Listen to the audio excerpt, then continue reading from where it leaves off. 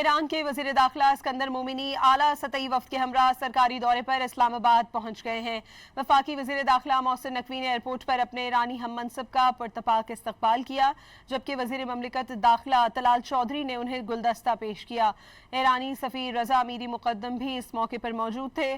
محسن نقوی نے کہا کہ پاکستان آمد پر اپنے بھائی اسکندر مومنی کو خوش آمدید کہتے ہیں۔